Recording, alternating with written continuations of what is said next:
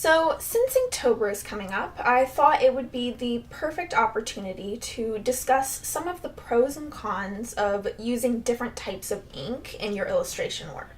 I know that when I did my first Inktober a few years back, I was very overwhelmed by all of the options that were available. And in the time since my first Inktober to now, I've definitely done a lot of experimenting and I've tried a lot of different things. There are definitely certain types of ink that I prefer over other types, but you may be completely different. So in this video, I try to present you with as unbiased of an opinion as I can. I talk about the pros and cons of, I think, 7 different types of ink in total. So I hope you all find it useful, and let's get into it. So the first type of ink we're going to discuss is probably the most straightforward, and that is simply a bottle of ink and a paintbrush. Now, from my understanding, this is what a lot of professionals in the comic book industry use. And I would say that one of the biggest pros of using a bottle of ink is that it lasts a very long time. And in a similar vein, if you take care of your paintbrushes, they should last you a very long time as well. As such, another one of the pros is that this is probably the cheapest option,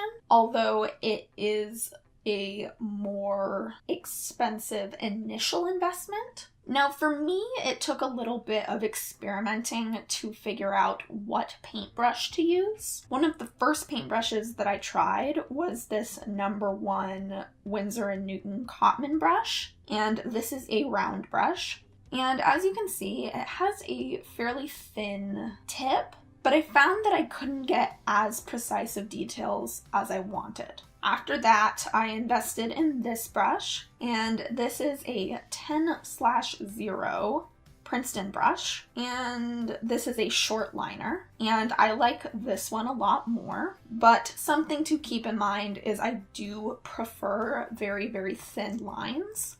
My favorite fine liners to use are the 0.005 microns. So I was looking for something that could give me a similar effect to that. So take that as you will. I wouldn't necessarily call it a con of this type of ink, but it might take a little bit of experimentation to see which brush specifically you would want to use. And as for inks, there are also a number of different brands and types to try out. This, for example, is a acrylic ink, and this is the Speedball brand, and I believe this is most often used for printing. However, I do very much enjoy using this for illustration as well. Something to keep in mind though is if you aren't careful, this will dry in your brushes and in your nib pens. So when you are using acrylic ink, always make sure to wash your tools thoroughly after using it. This is another black ink that I like to use, and this is the Higgins brand of Black India ink. And India ink is actually what a lot of artists recommend that you use. And another thing I like about this one specifically is that it has the little dropper, which makes it much easier to do things like ink washes. Speaking of ink washes, that is another pro of using a bottle of ink as opposed to a pen that is pre-filled. It is very easy to drop some of this ink into a palette, mix it with water, and have a more watered down kind of paint-like look. And ink washes are actually what I used for Inktober last year and what I intend to use this year as well. Of course, one last thing to mention about using bottles of ink is it does come in numerous different colors, including metallics. One last con I want to mention for using a brush and a bottle of ink is simply that it takes a little bit of practice in order to learn how to control the brush. If you have already been using brush pens, it will probably take less adjustment time, but if you're used to using something like a ballpoint pen or a fine liner, it will definitely take some practice. But it's up to you to look at these pros and cons and see whether or not that's a deal breaker for you.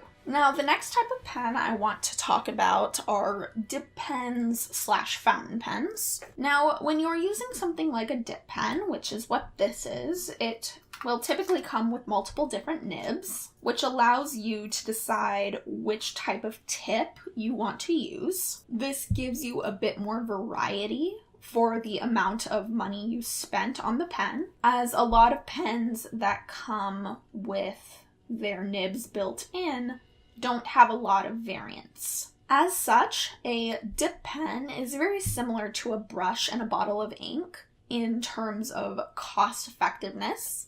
And unlike a brush pen, a dip pen will give you a little bit more control. For the most part, a dip pen will do what you tell it to do. It won't go too crazy or give you a thicker line than intended. However, it can get a little bit splotchy and you might end up with a random drop of ink on your paper somewhere. Of course, the effect that you will get with a pen that has a metal nib will be different than the effect of a brush. So again, that's another thing you would have to experiment with to see how you felt about it. Now, additionally, they do sell cartridge-based fountain pens. That's what this pen is. And essentially, I'll open it up here so you can see. Instead of having to re-dip, which is kind of a con, I would say, of a dip pen, it has a cartridge that pre-inks your pen for you. However, a con of this type of pen is that the cartridges can tend to be very expensive, so the price can add up very quickly. One last thing, I have found these Pilot Varsity pens, which are actually just disposable fountain pens. I probably wouldn't use these for a finished illustration that I was intending to sell, but they can be fun to play around with in sketchbooks and things like that.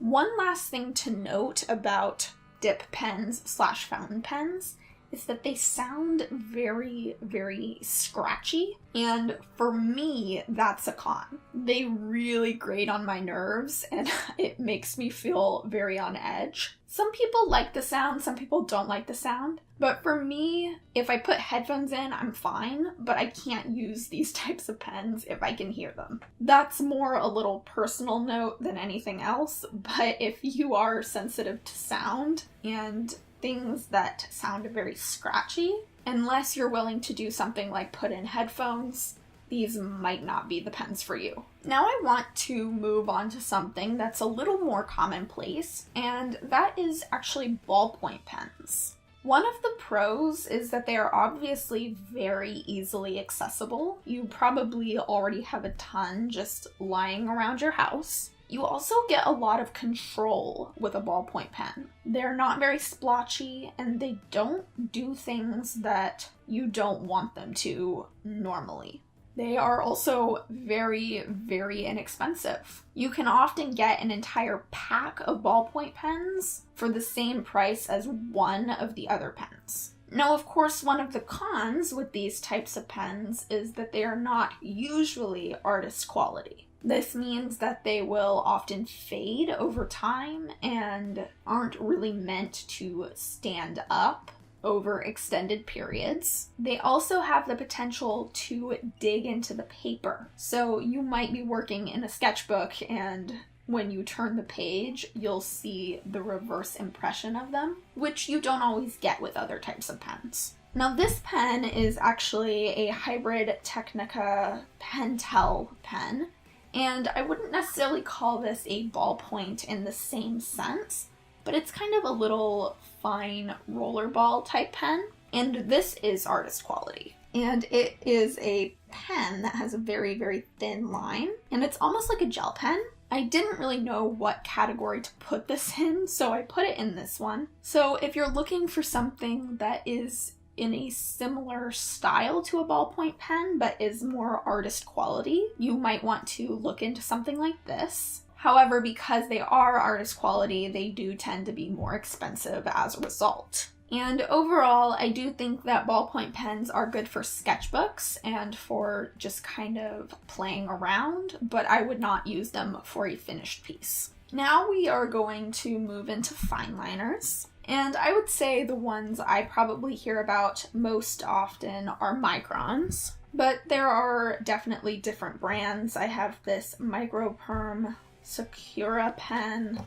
I have this Chameleon pen that is two-sided and has 2 different tip widths, and there are numerous others as well. And I think what people like most about Fineliners, at least what I like most about them, is the control. They are not often very unpredictable. You pretty much always know what's happening because you're in control. And for me, a very control freak type of person, this is a good thing. I also like that you can get very, very thin lines that you don't have to worry about a light pressure to achieve. Of course, Fineliners don't always come in such thin nibs. You can also get a thicker one, depending on your preference. Now, I would say one of the biggest cons of Fineliners is that you have to build up your line variation. Whereas with a brush or a brush pen, how hard you are pressing